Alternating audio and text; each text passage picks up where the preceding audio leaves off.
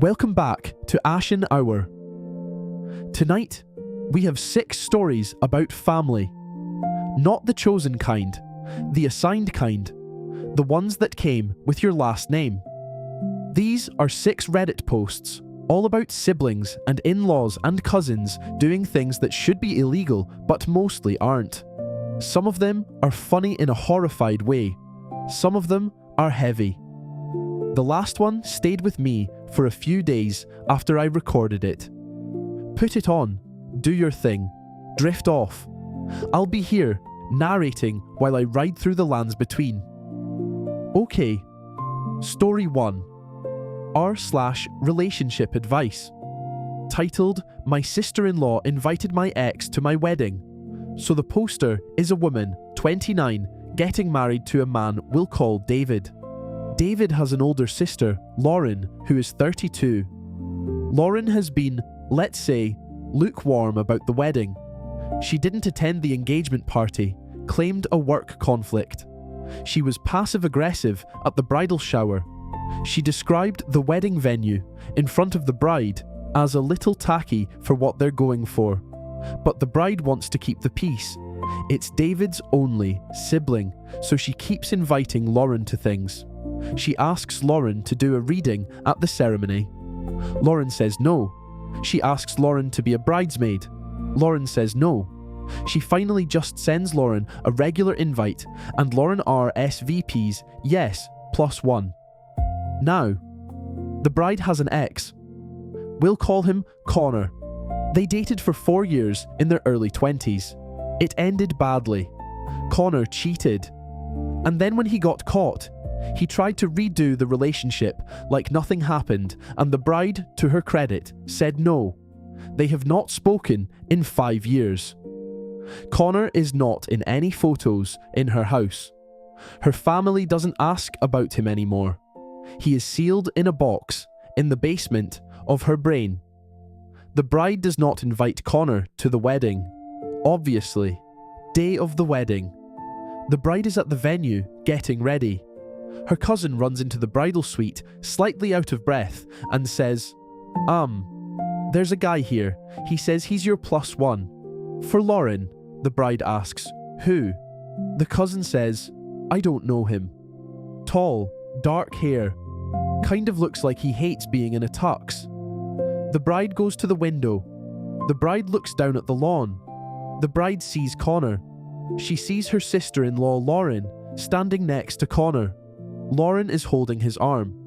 Lauren is laughing. Reader. Lauren brought the bride's cheating ex of 5 years ago as her +1 to the bride's wedding. The bride goes downstairs. She is fully in her wedding dress. She walks across the lawn. Her bridesmaids are following behind her like geese. Lauren sees her coming. Lauren's smile freezes. The bride says, Lauren, what is Connor doing here? Lauren says, oh, we ran into each other a few months ago at a bar. I told him about the wedding. He was so happy for you. The bride looks at Connor. Connor is doing the thing where you can see a man calculating the exit. The bride looks back at Lauren. The bride says, Lauren, you knew. Lauren says, and I swear this is what she said, you're being really intense right now. The bride does not engage. The bride turns to Connor. The bride says, Connor, you need to leave. Now. You knew this was wrong. Connor leaves. He leaves quickly, in the direction of the parking lot, with his tux jacket flapping. Lauren is still standing there. Lauren says, well, that was rude. Okay, so. The bride goes back upstairs. She does not tell David yet. She gets married. It's a beautiful ceremony. Lauren sits in the front row in a black dress and looks bored. At the reception, the bride pulls David aside and tells him what Lauren did. David's face does this thing the bride had never seen before. It goes very still, very quiet. He walks across the reception, finds his sister at the bar, and says, in a voice everyone can hear, you brought who to the wedding? Lauren goes white.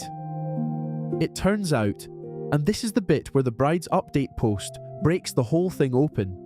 Lauren has been talking to Connor for over a year. On Instagram, on Facebook Messenger. They have DMS going back 14 months. She had been telling him about the engagement, about the venue, about the bride. She described the wedding dress to him in DMS before David had seen it. Why? As far as anyone can tell, it was entitlement mostly. Lauren felt the bride had stolen her brother. Lauren said in DMs with Connor that she always thought, quote, the wrong guy got dumped. Lauren said she was going to fix it. What I love about this story, in a really horrified way, is that Lauren genuinely believed she was orchestrating something. She thought she was the protagonist of a movie. She thought Connor was going to come to the wedding and the bride was going to see him and have some big realization in her wedding dress and call off the wedding and run away with Connor, and everything would go back to how Lauren wanted it. Instead, the bride looked at Connor like he was a stain on her napkin and went and got married. David has not spoken to his sister since. She's been excluded from family holidays. Their mother is, in classic mother fashion, pushing for reconciliation. David's response, per the post, has been, and I'm quoting, "She's not my sister. She's a girl with my last name." Story 2. r/JUSTNOFAMILY. Okay, this one is satisfying. The kind of satisfying where you're just smiling at the ceiling at 3 a.m. poster is a man, mid-40s. Has an older brother we'll call Greg. Greg is 52, divorced twice, lives in their late mother's house, which they both inherited, but Greg lives in. Greg has not been gainfully employed in about a decade. Greg describes himself on LinkedIn as an entrepreneur in the strategic consulting space. Greg has never had a client. The poster, let's call him Paul, works in finance. Paul is, by his own description, a boring, careful person who balances his checkbook on the same day every month. Paul has excellent credit. Paul is also the kind of guy who reads every page of every contract. So, Paul is getting his life insurance updated. It's a routine thing. He's adding his new wife as the beneficiary. The agent on the call mentions casually, and this is just an update on your existing policy from 2019, correct? Not a new one. Paul says, I don't have a 2019 policy. The agent says, Sir, you have 3 policies with our company. Paul, calmly, with his careful little spreadsheet brain, says, I would like to see all of those. Now, the agent reads them out. Policy 1, opened in 2019. Policy 2, opened in 2021. Policy 3, opened in 2023. All term life. All on Paul's life. All listing Greg as the beneficiary. Paul has not signed any of these. Paul says, could you send me copies of the signed applications, please? The agent does. Paul opens them. The signatures are Paul's signatures. Or rather, they are reasonable forgeries of Paul's signatures. They're not great. They're not bad. They're the kind of forgery where someone had Paul's actual signature in front of them, off some old document, and was tracing it. Paul looks at his bank account. Paul has not noticed anything missing. The premiums on these policies are about $50 a month each, charged from a checking account Paul opened 10 years ago and forgot about. That account had a small recurring deposit going to it, from another account Paul also barely uses. Greg has been quietly keeping the lights on for these policies for years. 3 policies, about $2.5 million in total payout, all if Paul dies. Paul does not call Greg. Paul does not call his wife. Paul calls his lawyer.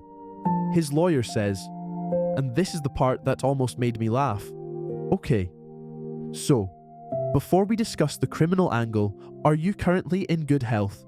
Paul says, yeah. Why?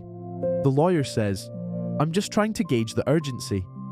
Paul looks up Greg's address, just to know it, just in case. Paul's wife, who used to be a paralegal, says, "And I love her for this. Do you want me to subpoena his bank records before we tell him we know?" Paul says yes. They file a complaint. They engage a forensic accountant. It takes 6 weeks. When the report comes in, Greg has done it more times than they thought. Paul finds a 2017 credit card opened in Paul's name, carrying $18,000 of debt, with Greg paying the minimums. A 2018 personal loan, $40,000, paid off somehow. A 2020 mortgage application, declined thank God, but submitted with Paul's social security number. The report stops at a list of anomalous activity the forensic accountant can't fully untangle without more subpoenas. But the gist is, Greg has been treating Paul's identity as a side hustle for almost 10 years. Paul calls Greg. Paul says, "Hey, can you come over for dinner?" Paul's wife makes pasta. Greg comes over, eats 2 plates, talks about how he's this close to a deal with a guy in Dallas. They let him talk. At the end of dinner, Paul slides a folder across the table. Greg opens it. Greg goes pale. Paul says, very calmly, "I have given my lawyer instructions. Tomorrow morning, the police will be at your door. Or, and this is a real option, you sign every single thing in this folder tonight. You cancel the policies. You sign the deed to Mom's house over to me. You move out by the end of the month. And we don't speak again." Greg signs everything. Greg cries through it. Greg says, "You're really gonna do this? To your brother?" Paul says, "You've been doing it to me for 9 years, Greg." Greg moves out 2 weeks later, into a 1-bedroom apartment, with no help from Paul. The update post 3 months later is 1 line. It just says, "I had Thanksgiving without him. It was peaceful." Something I think about with this story that the post doesn't really get into is the part where Paul's wife asked, very specifically, "Are you in good health?" Like the lawyer was asking the same question. Nobody actually said the words out loud. But if you think about it for too long, what they were saying was, your brother bought a $2.5 million bet that you would die, and he's been paying the premiums for 6 years. So, yeah. Paul moved into the mom's house. He says it took him about a year before he stopped looking over his shoulder in the kitchen. He's fine now. He had to repaint every room because Greg had let everything go grey. He ends the post by saying, "The worst part is, I didn't even hate him at the end. I just felt small. Like he'd made me small for a long time without me noticing. And now, I felt my actual size again." Story 3. R/relationship advice. Titled, "They faked cancer for 5 years." Okay, this one is the heavy one. Content note for medical stuff and grief. Nothing graphic, but if it's a bad night, maybe skip ahead to story 4. Poster is a woman, late 30s, married to a man we'll call Ryan. Ryan's mother, we'll call her Diane. Diane and Ryan's father divorced when Ryan was 7. Diane raised him essentially alone, with what Ryan describes as, quote, "the kind of intensity that makes you feel both loved and slightly suffocated." Diane never remarried. Ryan was her project. Ryan and the poster, his wife, started dating in college. They got engaged in their late 20s. About 6 months before the wedding, Diane sat them down and told them she had been diagnosed with stage 2 breast cancer. The wedding got smaller. It got quieter. Ryan was an only child. He and the poster spent every weekend at his mom's house. The poster, who to be clear, had a perfectly normal relationship with Diane up to that point, went to chemo appointments with her, drove her home, made her soup, picked up her prescriptions, helped her shave her head when, quote, The chemo was taking it anyway. Except, and here's where the story starts to get strange in retrospect, Diane never lost any weight. She didn't get the gauntness. Her skin was fine. She had the bald head, but her eyebrows stayed exactly the way they always were. The poster, who had 2 grandparents go through cancer, kept noticing this and then telling herself she was being weird and judgmental. The wedding happened. Diane sat in the front row in a wig she said was, quote, a gift from a sweet church friend. She gave a tearful toast about, and I'm quoting from the post, getting to see this day. A year passes. Diane goes into remission. There is a celebration dinner. There is a cake that says she beat it. 2 years later, Diane has a recurrence. Stage 3 this time. A different type of cancer. She started seeing a different oncologist now, she explains, because the original one was, quote, a bit of a creep. More chemo. More weekends. The poster is now in her early 30s. She and Ryan have been trying to conceive. It isn't happening easily. She's stressed out, exhausted, doing 4-hour round trips to Diane's house every other weekend. Ryan is the only kid. There is no one else. The poster suggests, gently, maybe they should at least look into surrogacy. Ryan says, we can't do that to my mom right now. It would be a lot. She's so weak. 3 years pass. Diane is somehow still here, still fighting, still bald, still in the wig. She has gone from terminal to chronic to stable to terminal again. Ryan has used up most of his PTO going to her appointments. The poster has stopped being able to picture a future where Ryan's mother is not, every day, at the center of their marriage. Then, one Tuesday, the poster gets a call from her own mother, who lives an hour from Diane. Her mother says, I was at the grocery store. I saw Diane. The poster says, oh, that's nice. How did she look? Her mother says no. She was outside, on the patio, having lunch with a friend, and she had like a full head of hair. The poster does not say anything for a second. Then she says, are you sure it was her? Her mother says, honey, it was her. She was wearing the green linen dress. The poster knows the green linen dress. She helped Diane buy it. The poster does not tell Ryan. Not yet. She drives by herself to Diane's town. She sits in the parking lot of the cafe her mother described. She waits. She does not know what she's doing. She just sits there. She waits for 2 hours. And then, Diane walks out of the cafe, with hair, with healthy colour in her face, about 10 pounds heavier than she's been in 5 years, laughing with another woman about something. They hug. They part. Diane gets in her car and drives home. The poster follows her at a distance for the entire drive. When Diane pulls into her driveway, gets out, goes inside, the poster sits in her car and watches the front door for another 40 minutes. She doesn't know what she's expecting to see. She just can't move. Then she drives home. She tells Ryan that night. Ryan says, are you sure? She has photos. She has photos of Diane outside the cafe.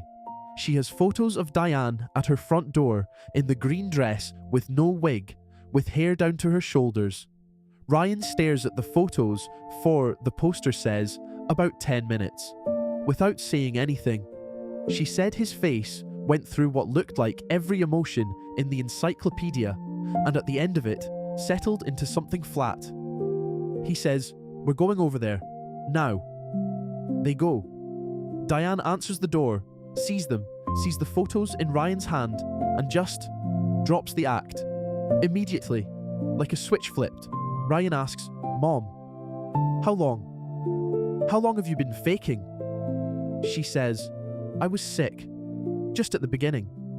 Ryan says, how long? She says, 2019, the second one was... I was overreacting. I had a lump, it was a cyst.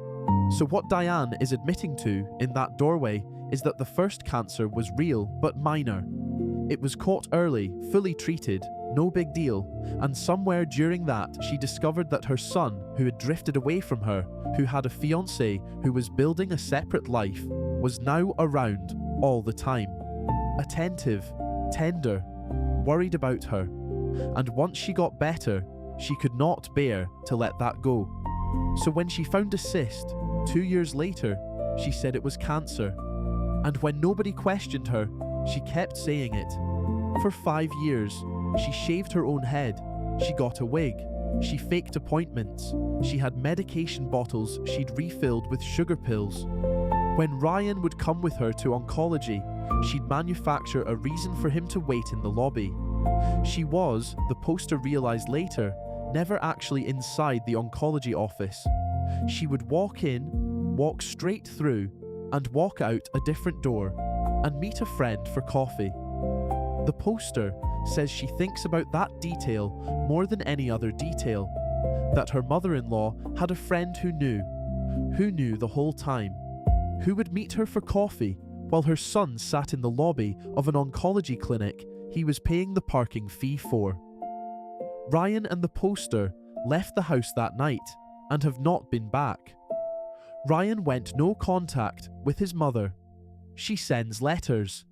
They go unread. She has tried to mail them gifts for the new baby when one came, and Ryan returns the packages unopened. What gets the poster? What she ends the post with is this.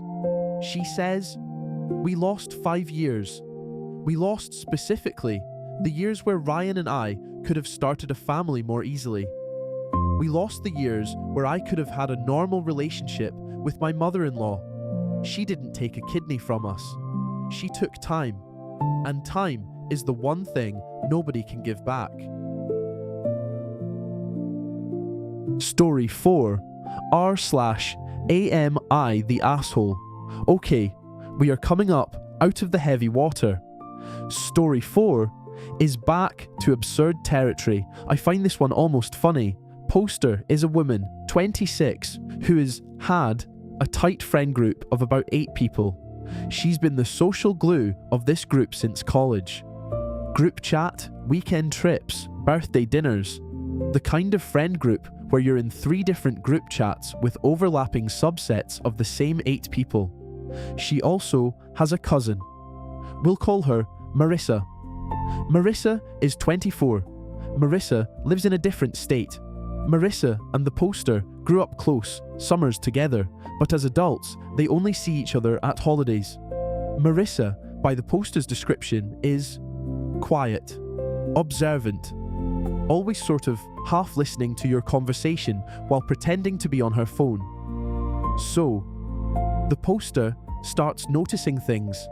She'll send a text to a friend, say, "Hey, are we still on for tomorrow?" And the friend will go, "Oh, I thought you cancelled."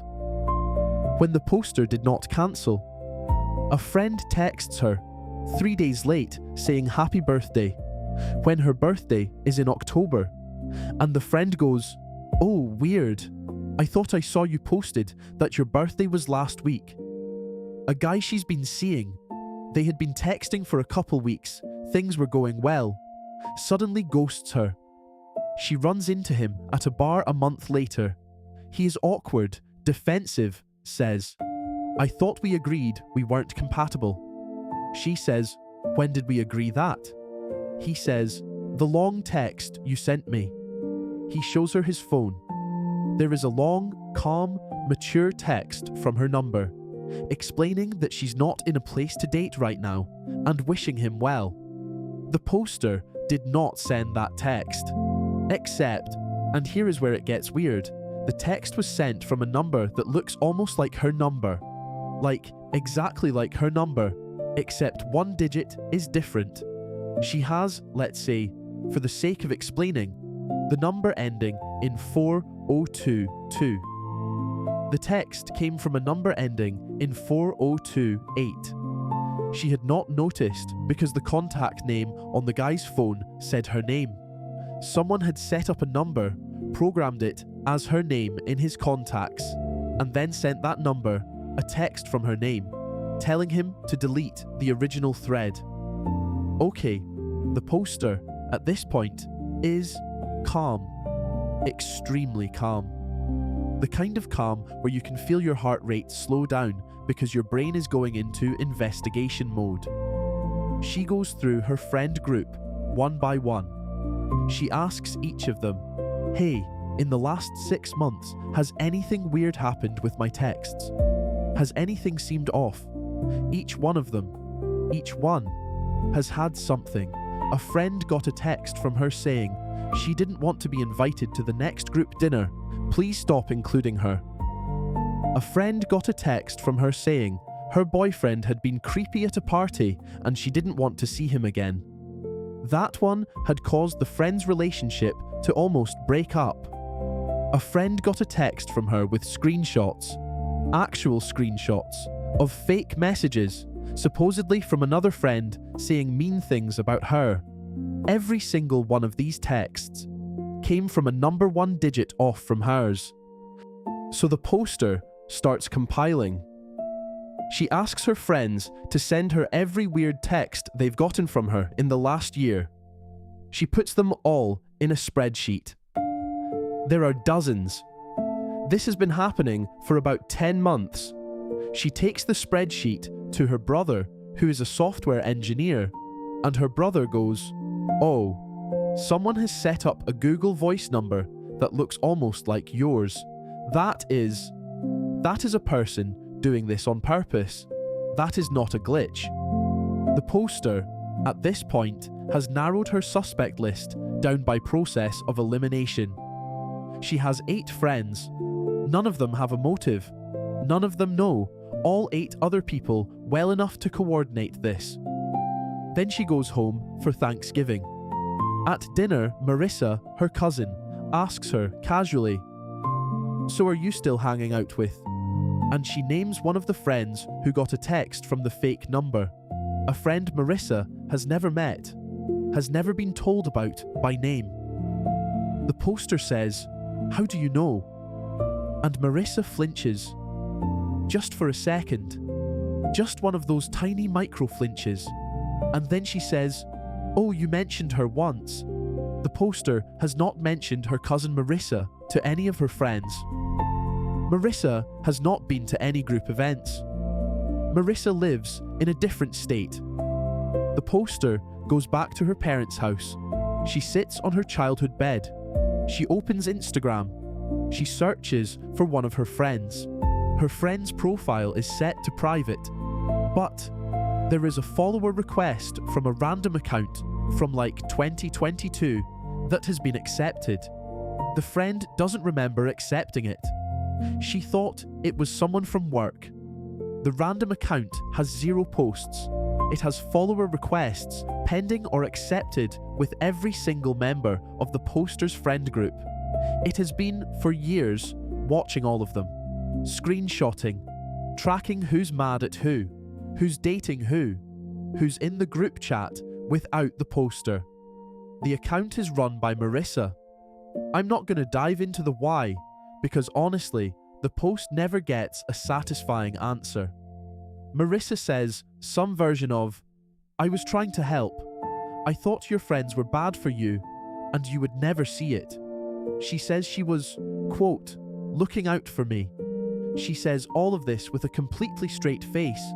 The poster asks her cousin, "Just so we're clear, you sat in a different state for 10 months, on multiple Google Voice numbers, 1 digit off mine, and impersonated me to the people I love, and broke up at least one of their relationships and got me ghosted by a guy I liked, because you thought you were looking out for me."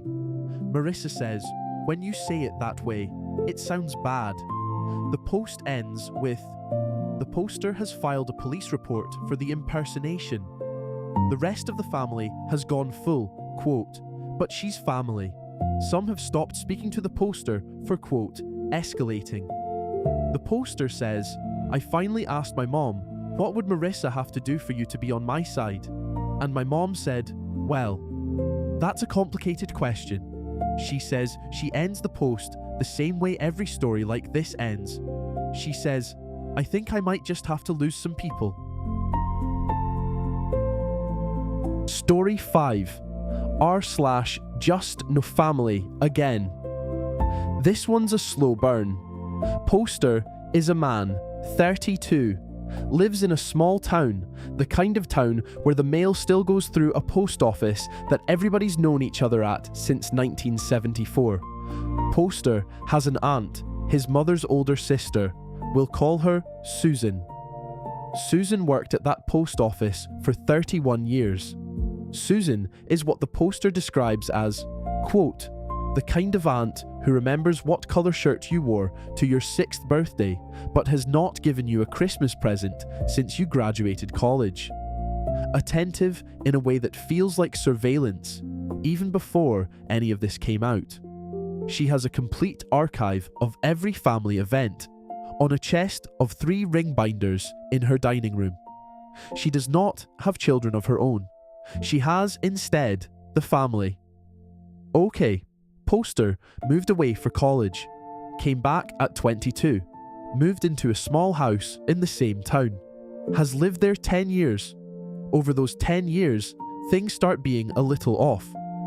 Nothing big, nothing that, on its own, you'd call anything. Just inconveniences. A credit card he's expecting in the mail doesn't show up. He calls. They reissue. It eventually comes. A check from his grandmother for his birthday. She says she sent it. It doesn't arrive. She eventually just Venmos him, complaining that the post office is, quote, "useless these days." A wedding invitation from a college friend doesn't make it. He finds out about the wedding 2 weeks after because his friend had to call to ask why he never RSVP'd. The post office sends back the RSVP card he hadn't been able to send because he'd never gotten the invite. He changes the locks on his mailbox. It doesn't help. He gets a P.O. box. Things start arriving. Mostly. But every now and then, something else goes missing. A package. A card. From an old roommate. His property tax assessment, which was a problem. He goes to the post office to complain. Susan doesn't work there anymore. She retired about 3 years ago, but everyone there still knows her. And they all sort of laugh and go, "Oh, well, you know, the mail's been weird lately. They don't take him seriously." He buys a security camera. He points it at his mailbox. He watches a week of footage. Nothing. Then one day, he comes home and his front door is unlocked. He locks his door. It has not been unlocked. He has not had a roommate in 6 years. He checks the house. Nothing is missing. Nothing is moved. There is one weird thing, which is, and this is going to sound strange, there is a faint smell of his aunt's perfume in his living room. He can't be sure. It's the kind of perfume that smells like potpourri and lemon. She's worn it for 30 years. He tells his mother. His mother says, "Susan, oh honey, she's just nosy. She probably came in to drop off some banana bread or something. You know how she is." He asks if his aunt has a key to his house. His mother says, "Well, she has the key from when you were renting out the basement. You never asked for it back." Okay, so the poster, at this point, swaps out every lock in his house, installs cameras on the inside, on the outside, on the back porch, on the mailbox, and he waits. 3 weeks later, on a Tuesday at 1 in the afternoon, when he is at work, he gets a notification. His front door camera picks up his Aunt Susan with a key, trying to open the door. The key doesn't work because he changed the locks. She stands there for a minute. She tries the key again. She pulls back. She looks at the key. She looks at the door. She puts the key back in her purse. Then, she walks around the back of the house. A different camera picks her up. She tries the back door. Then she tries the basement door. She doesn't get in. Then she walks down the driveway, opens his mailbox, which is the new mailbox with the new lock that he has the only key to, sees that she can't open that either, takes a step back, looks up at the camera.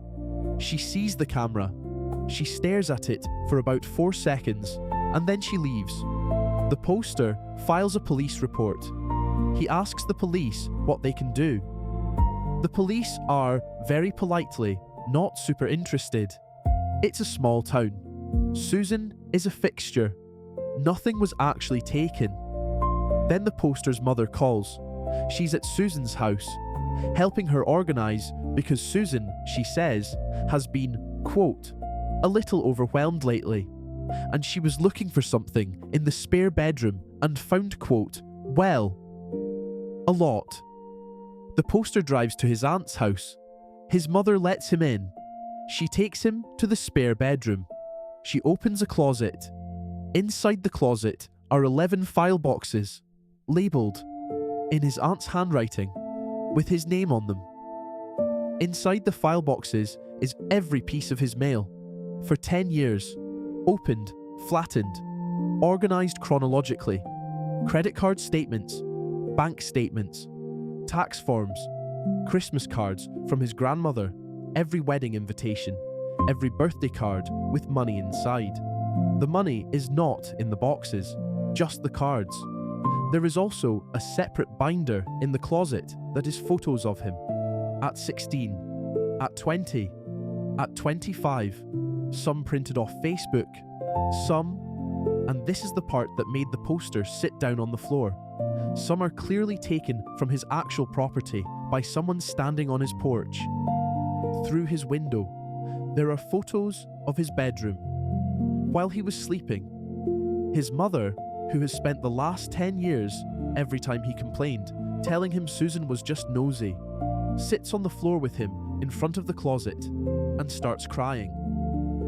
Okay, so he files everything with the police. They take it seriously now. There is enough physical evidence of stalking, of mail fraud, of trespassing. He gets a restraining order. Susan is, last he heard, awaiting trial for the federal mail charges, which carry actual prison time. The poster ends the post with this, and I think it's the line that stays with me. He says, I kept thinking, all those years, that things just kept going wrong for me, that I had bad luck with mail, that my house had a draft that smelled like potpourri, that I was just kind of unlucky, and the whole time, someone was inside my life. And the worst part is that I'm 32 and I had to relearn what it means to be alone in a room. Story 6. R/Confessions. This is the long one. This is the one I couldn't stop thinking about. If you're tired and you want to fall asleep before the end of the video, this is the one to drift off to. The visuals get quiet here. Nothing scary. Nothing loud. Just a story. Poster is a woman, 34, only sibling. Her older brother, we'll call him Michael, died last spring, 41 years old, heart attack, in his sleep, in his apartment in Seattle. He lived alone. He had been divorced for 8 years. No kids, as far as anyone in the family knew. The poster flew out to Seattle with her parents to clean out his apartment. They had a week off work. They thought a week would be enough. It was not enough. Michael had been a quiet kind of pack rat. Not a hoarder, just kept everything neatly. The apartment was full of carefully labelled boxes. It took them 2 days just to do the kitchen. On the 3rd day, the poster was in his closet. She was going through his shoes, and she found, in the back of the closet, behind a row of boots, a small wooden box, about the size of a shoebox. It was locked. She didn't have a key. Her mother said, "Oh, just leave it. We'll deal with it later." Her father said, "That's probably old tax stuff." Her brother, quote, "The poster brought the box home with her, in her checked luggage. She did not know why. She did not have a key. She just couldn't leave it in the apartment." It was the most personally felt object in the whole place. Everything else was just stuff. That box held something. She got home. She sat on her own kitchen floor with a hammer and a small screwdriver and broke the lock. It took her 40 minutes. She wasn't crying when she started. She was crying by the time it opened. Inside the box were photos and letters and a small stack of birthday cards. The photos were of a little girl, about 3 years old in the earliest one, about 8 in the latest one, dark hair, her brother's eyes, her brother's smile, unmistakably, a little girl with the family face. The letters were addressed to Dad. They were from the little girl. They started in crayon, then pencil, then in a kid's careful handwriting in pen. The cards were birthday cards from him to her, unsent. Okay, so the poster sat with this for 2 days before telling anybody. Her brother had a daughter who by the math of the photos was now 11 years old, a daughter the poster had never met, the family had never met, a daughter who somewhere in the world was, and the poster did not know this part yet, possibly grieving her father, or possibly not knowing he had died, or possibly, and the poster did not yet know which option was the real one, a daughter who had been told something else entirely about who her father was. The poster started reading. She read the letters first. They were the easy ones. The daughter, whose name was Hannah, had written him a letter for, it looked like, every birthday, Mother's Day, Christmas. School photos pasted onto folded paper. Drawings. One letter said, "Dad, I drew you a picture of our cat. The cat's name is Biscuit.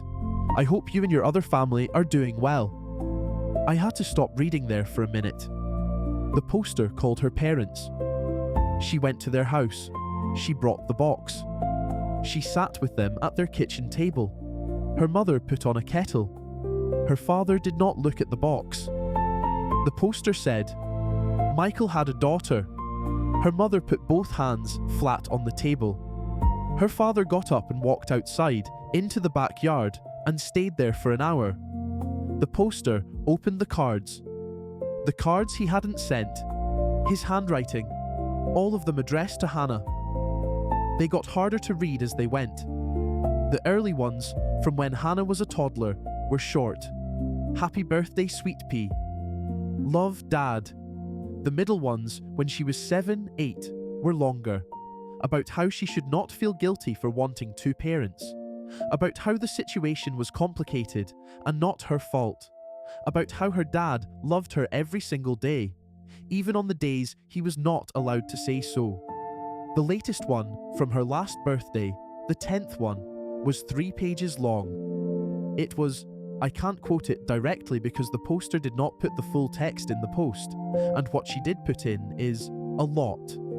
It was a man trying to apologize in a card that he had never sent. The basics, as the poster pieced it together over the next month, were these. 11 years ago, Michael had had a brief affair with a married woman. She got pregnant. She chose, with her husband, to raise the baby as her husband's daughter. She made Michael agree in writing to never contact the child. She said, "This child is going to have a stable family, and you are not going to disrupt that." She had a lawyer draw up the agreement. Michael, who had been, the poster thinks, in shock, signed it. The agreement had one carve-out.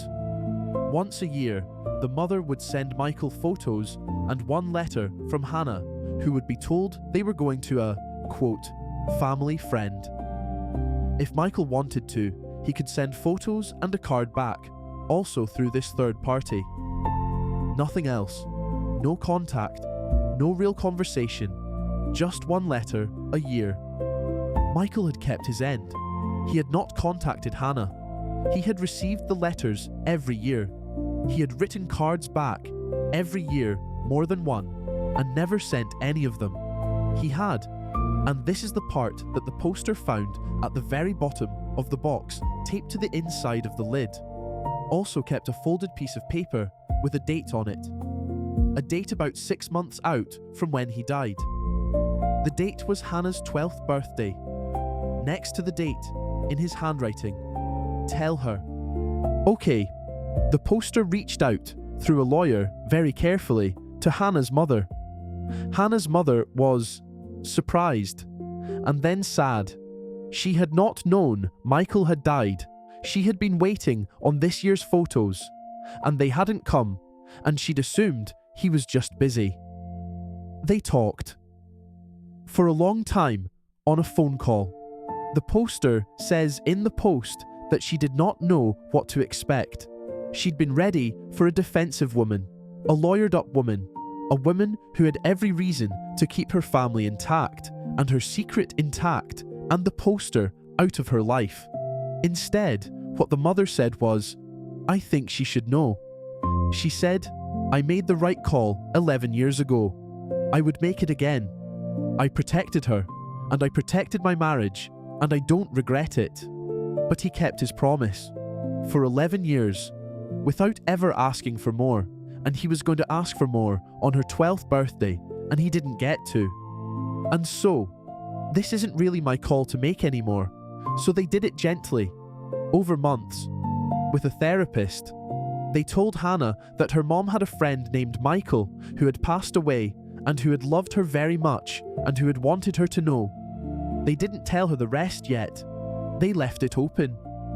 Hannah asked to see photos. They sent some. Of him. Of his apartment. Of his cat. Not Biscuit, but a cat named Henry. Of the family. Of Grandma and Grandpa. Of an aunt she had never met. Of cousins. The post does not say if Hannah has met the family yet. It ends a few months in. The poster says, "We don't know what this looks like yet. We are not pushing. We are letting her come to us. She has a family that loves her, and we are not trying to replace that. We are just there when she is ready." What the poster ends with is, and this is the line I kept writing down in different places after I first read it. She says, "I had a brother for 34 years, and I didn't know him. He had been carrying a daughter in his head, in a closet, in a wooden box for 11 years. He had told no one, not me, not our parents, not his ex-wife, not anyone. He had just held it, quietly, alone, for 11 years, while showing up to Thanksgiving and laughing at our dad's jokes and asking me how work was." The post ends, "I think the worst grief of his loss is not what he kept from us. It's what he kept from himself. That he never let himself meet her. That he was going to, finally, and he ran out of time." If you're listening to this and you have something you've been keeping in a wooden box in the back of a closet in your head, for some reason, because of an agreement, because you signed something, because you decided 10 years ago that this was how it had to be, I don't have advice. I'm not the person to give it. I would think about it tonight. Just think about it. Before you go to sleep. Okay, that's it. 6 stories. Tonight's video. If you stayed awake the whole way through, I'm sorry, that means it didn't work. Drop me a comment about which one hit you. I'll read everyone. If you fell asleep, that's the goal. Sleep well. I'll see you next time, in the lands between.